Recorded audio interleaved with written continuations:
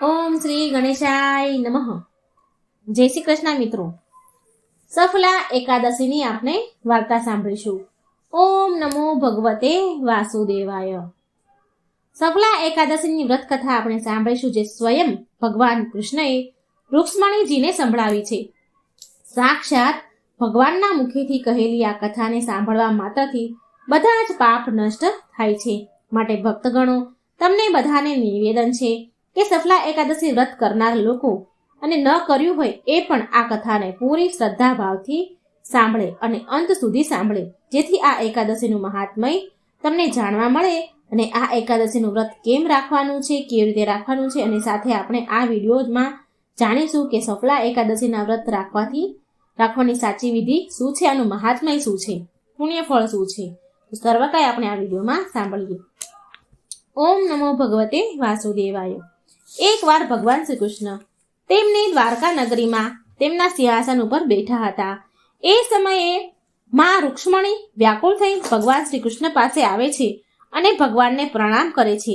ત્યારે ભગવાન શ્રી કૃષ્ણ માતા રૂક્ષ્મણીને કહે છે કે આવો દેવી રૂક્ષ્મણી, આજે તમે કેમ ચિંતામાં છો? મને એવું લાગી રહ્યું છે, શું કોઈ દુવિધા છે, કોઈ શંકા છે? એટલે રૂક્ષ્મણીજી બોલ્યા, હે સ્વામી, તમને તો બધી જ ખબર છે કે હું કયા કારણથી હેરાન છું. હે સ્વામી, આજે સફલા એકાદશી વ્રત છે, માટે હું પણ આ વ્રતને રાખવા માંગુ છું, વિચારી રહી છું. અને હું પણ આ વ્રત રાખવાનું વિચારી રહી છું, પણ મારા મનમાં અમુક દુવિધાઓ છે. એટલે ભગવાન બોલ્યા, દેવી રૂક્ષ્મણી, સફલા એકાદશીને લઈને તમારા મનમાં જે પણ શંકા છે એ મને કહો, હું તમારા પ્રશ્ન, તમારા શંકાનું નિવારણ જરૂર કરીશ. એટલે રૂક્ષ્મણીજી કહે છે, સ્વામી, માગસર માસમાં કૃષ્ણ પક્ષમાં જે એકાદશી આવે છે એનું નામ શું છે, એ વ્રતની વિધિ શું છે, અને એમાં કયા દેવતાની પૂજા કરવી જોઈએ, અને આ વ્રત કરવાથી કયા ફળની પ્રાપ્તિ થાય છે? ભગવાન કૃષ્ણ માતા રૂક્ષ્મણીજીની વાત સાંભળીને કહે છે, હે દેવી રૂક્ષ્મણી, હું તમને આ પવિત્ર વ્રત વિશે જણાવું છું. એકાદશી વ્રત બધા કરતાં ઉત્તમ વ્રત છે, અને આ વ્રતથી મને એ પ્રસન્નતા મળે છે જે મોટા મોટા યજ્ઞથી પણ નથી મળતી. માટે દરેક વ્યક્તિને એકાદશી વ્રતનું પાલન જરૂર કરવું જોઈએ.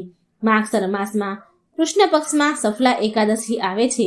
આ એકાદશીનું વ્રત કરવાથી સમસ્ત પાપ નષ્ટ થઈ જાય છે, અને આ વ્રત વ્યક્તિને બધા પ્રકારની સફળતા પ્રદાન કરનાર છે.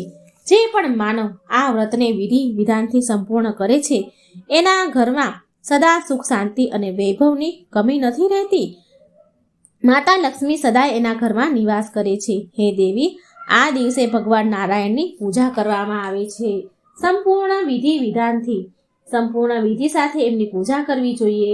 ત્યારે રૂક્ષ્મણીજી ભગવાન શ્રી કૃષ્ણને કહે છે, હે પ્રભુ, સફલા એકાદશી વ્રતના દિવસે ભગવાન નારાયણની પૂજા કરતી વખતે પૂજાના સ્થાન પર કઈ કઈ પવિત્ર વસ્તુ રાખવી જોઈએ, કઈ સામગ્રીથી પૂજા કરવી જોઈએ, જેનાથી અમારી પૂજા વિધિ વિધાનથી પૂર્વક સંપન્ન થાય? કૃપા કરી મને વિસ્તારથી કહો. ત્યારે ભગવાન શ્રી કૃષ્ણ માતા રૂક્ષ્મણીને કહે છે કે હે દેવી રૂક્ષ્મણી, ધ્યાનથી સાંભળજો. આજ સુધી આ વિષયમાં મેં બીજા કોઈને વાત નથી કરી. હું તમને આની વાત કરું છું. હું તમને ભગવાન નારાયણની પૂજાની સામગ્રી કહું છું. સાંભળો દેવી, પૂજામાં નાળિયેર, સોપારી, લીંબુ, દાડમ, આમળા, લવિંગ, બીલીપત્ર, કેરી જેવા ફળનો ઉપયોગ કરવો જોઈએ. સિઝનના જે ફ્રૂટ હોય, ફળ હોય એ પૂજામાં લેવા જોઈએ. ધૂપ, દીપ અને અન્ય સામગ્રીથી ભગવાનની પૂજા કરવી જોઈએ. આ એકાદશીમાં દીપદાનનું વિશેષ મહત્વ છે. રાતમાં જાગરણ કરવું અને ભજન કીર્તન કરવાનું બહુ મહત્વ છે. આ એકાદશીનું જાગરણ હજારો વર્ષની તપસ્યા કરતાં વધારે ફળદાયી છે. પછી માતા રૂક્ષ્મણી ભગવાન શ્રી કૃષ્ણને કહે છે, હે સ્વામી, જો સફલા એકાદશીની કોઈ વ્રતથી કથા જોડાયેલી હોય તો મને જરૂર કહો, મને સંભળાવો, જેનાથી મારા મનની શંકાઓ, ચિંતાઓ શાંત થઈ જાય, મારું મન શાંત થાય કે કેવી રીતે આ વ્રત તપસ્યા કરતાં પણ વધારે ફળદાયી હોય છે. એટલે ભગવાન શ્રી કૃષ્ણ હસીને બોલ્યા, હે દેવી, હવે હું તમને સફલા એકાદશી વ્રતની કથા કહું છું, તે તમે સાંભળો. પ્રાચીન કાળમાં ચંપાવતી નામની એક પ્રસિદ્ધ નગરી હતી, જ્યાં રાજા સૂર્યપ્રતાપસિંહ રાજ કરતા હતા. રાજા બહુ મહાન હતા.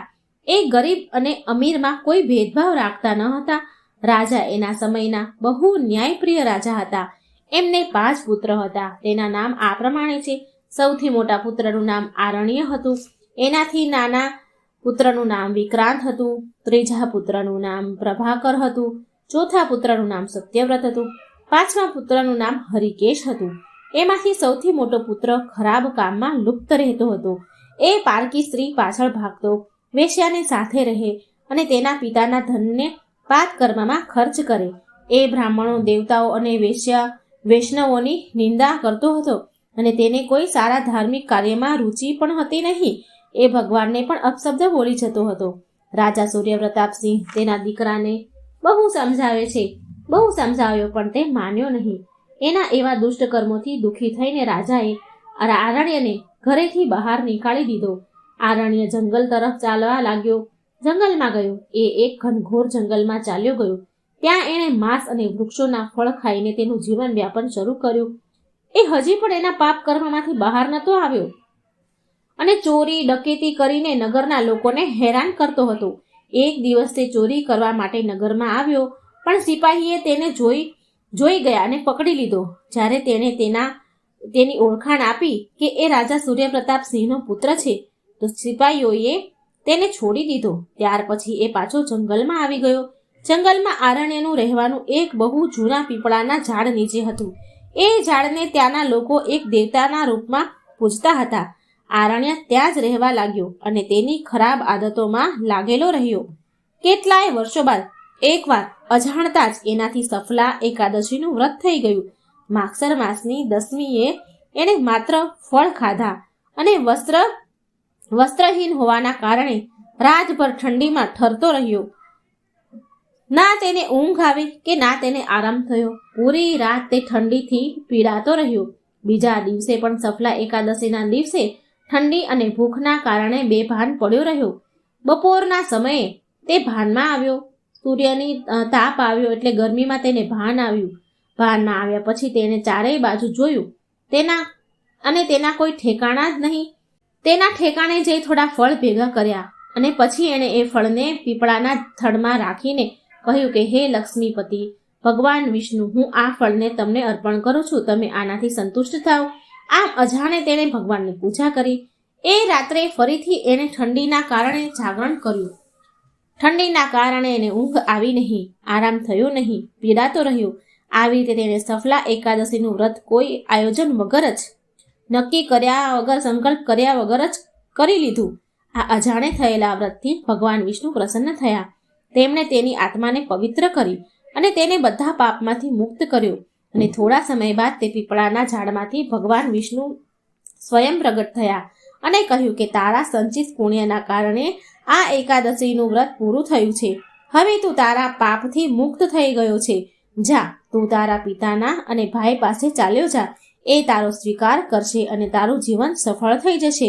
ભગવાન વિષ્ણુ આગળ બોલ્યા, હે રાજકુમાર, સફલા એકાદશીના પુણ્યના પ્રભાવથી તને રાજ્ય અને પુત્રની પ્રાપ્તિ થશે. આરણ્ય ભગવાનનો ધન્યવાદ કર્યો અને તેના પિતા સૂર્યપ્રતાપસિંહના ઘરે પાછો ચાલ્યો ગયો.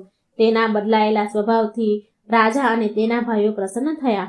આરણ્ય જીવનભર ભગવાન વિષ્ણુની ભક્તિ કરી અને પરોપકારના કામ કર્યા. ભગવાન શ્રી કૃષ્ણ દેવી રૂક્ષ્મણીને કહે છે કે હે દેવી રૂક્ષ્મણી, જે વ્યક્તિ સફલા એકાદશીનું વ્રત કરે છે એ આ સંસારમાં સુખ ભોગવે છે અને મૃત્યુ બાદ મોક્ષને પ્રાપ્ત થાય છે.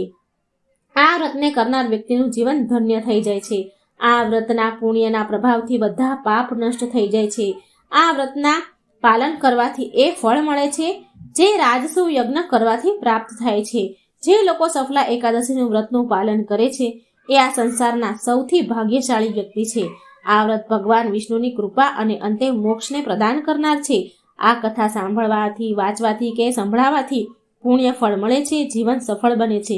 મિત્રો, ભગવાન વિષ્ણુને પ્રાર્થના કરું છું કે જે કોઈ આ વાર્તા સાંભળે, સંભળાવે, લાઈક, શેર કરે અને આ ચેનલને સબસ્ક્રાઈબ કરે, ભગવાન તેના બધા દુઃખ દૂર કરે, બધા દુઃખ હરી લે, સુખ આપે. હરે કૃષ્ણ. મિત્રો, જો તમને આ વાર્તા ગમી હોય તો લાઈક કરજો, શેર કરજો અને એકાદશીની વાર્તા જો આપના થકી કોઈ બીજાને સાંભળવા મળે તો આપણને પણ એનું પુણ્યફળ જરૂર મળે. માટે આ વિડીયોને શેર કરવાનું ભૂલશો નહીં. કમેન્ટ બોક્સમાં ભગવાનનું નામ જરૂર લખજો. જય શ્રી કૃષ્ણ. રાધે રાધે. Thank you.